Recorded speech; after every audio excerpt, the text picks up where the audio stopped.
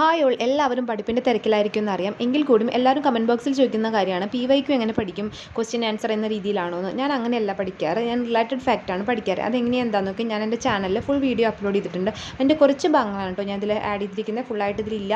അപ്പോൾ നമ്മുടെ റീസെൻറ്റ് എക്സാമിന് എങ്ങനെ ക്വസ്റ്റ്യൻസ് വന്നു, അതുമായി റിലേറ്റ് ചെയ്ത ഫാക്റ്റ് പഠിക്കുക, ഇതൊക്കെ ഇമ്പോർട്ടൻ്റ് ആണ്.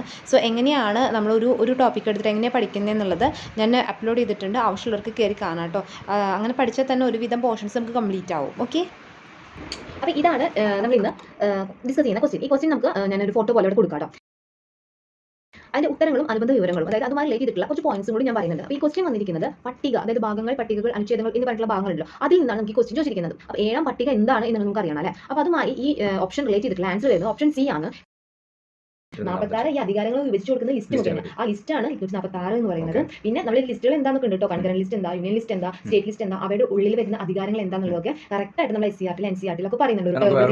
നമുക്ക് വേണമെങ്കിൽ ലിസ്റ്റുമായി റിലേറ്റ് ചെയ്തിട്ടുള്ള ചോദിക്കും. അതായത് ഈ PYQ എന്താണ് ഹോട്ട് ടോപ്പിക്, അല്ലെങ്കിൽ എന്താണ് പ്രധാനപ്പെട്ട ടോപ്പിക് എന്നൊക്കെ ഒരുപാട് പേര് ചോദിക്കാൻ വേണ്ടിയിട്ടുണ്ട്. അപ്പോൾ അതിൽ ഒരു ടോപ്പിക്കാണ് ഇപ്പോൾ ഈ ലിസ്റ്റുകളെ കുറിച്ച് ചോദിക്കുന്നത്, ഈ ഭാഗങ്ങളെ കുറിച്ച് ചോദിക്കുന്നത്. ഇങ്ങനെയാണ് നമ്മൾ PYQ പഠിക്കേണ്ടത്, മനസ്സിലായോ? ഇപ്പോൾ നമുക്ക് വേണമെങ്കിൽ ഇപ്പോൾ ഫസ്റ്റ് ബിഗിനർ ആണെന്നുണ്ടെങ്കിൽ നമുക്ക് എടുത്തിട്ട് പഠിക്കാം എന്താണ് ലിസ്റ്റ്.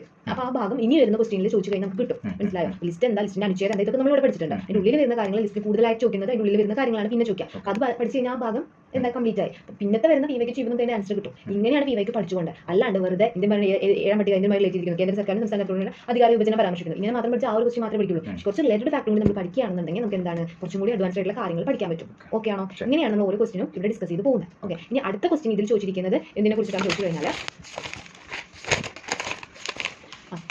നമ്മുടെ മൗലിക അവകാശങ്ങളെ കുറിച്ചിട്ടാണ് ചോദിക്കുന്നത്. ഓക്കെ, അപ്പോൾ നമ്മൾ എന്താണ് വിദ്യാഭ്യാസപരം, അതായത് താഴെ തന്നിരിക്കുന്നത് സാംസ്കാരികവും വിദ്യാഭ്യാസപരവുമായ മൗലിക അവകാശങ്ങളിൽ ഉൾപ്പെടാത്തത് ഏതെന്നാണ് ചോദിക്കുന്നത്. നമ്മൾ ഇതിൽ പഠിച്ചിരിക്കേണ്ട ഒരു പ്രധാനപ്പെട്ട ടോപ്പിക്കാണ് മൗലിക അവകാശം എന്ന് പറയുന്നത്. നമുക്ക് അടുത്ത ക്ലാസ് ആയിട്ട് ചെയ്യാം, അല്ലെങ്കിൽ ലെങ്ത് കൂടും, ആൾക്കാർക്ക് ബോറടിക്കും, മനസ്സിലായില്ലേ? നമ്മൾ ഇതുപോലെ ഡിസ്കസ് ചെയ്ത് പോകാം ആ ഒരു സെക്ഷനും കൂടി. ഓക്കെ, പിന്നെ അപ്പോൾ ഇതിൽ 2 ഹോട്ട് ടോപ്പിക്കാണ് നമുക്ക് കിട്ടിയിരിക്കുന്നത്. ഒന്ന് നമ്മുടെ ഭാഗങ്ങൾ, പട്ടികകൾ, അനുച്ഛേദങ്ങൾ, ലിസ്റ്റുകളെ കുറിച്ച് പഠിക്കണം. അതുപോലെ തന്നെ നമ്മുടെ മൗലിക അവകാശങ്ങളെ കുറിച്ച് പഠിക്കണം, മനസ്സിലായി? ഇങ്ങനെ ഓരോ ടോപ്പിക്ക് കംപ്ലീറ്റ് ചെയ്ത് കഴിഞ്ഞാൽ നമ്മുടെ കോൺസ്റ്റിറ്റ്യൂഷൻ പറയുന്നത് കംപ്ലീറ്റ് ആവും. ഓക്കെ അല്ലേ?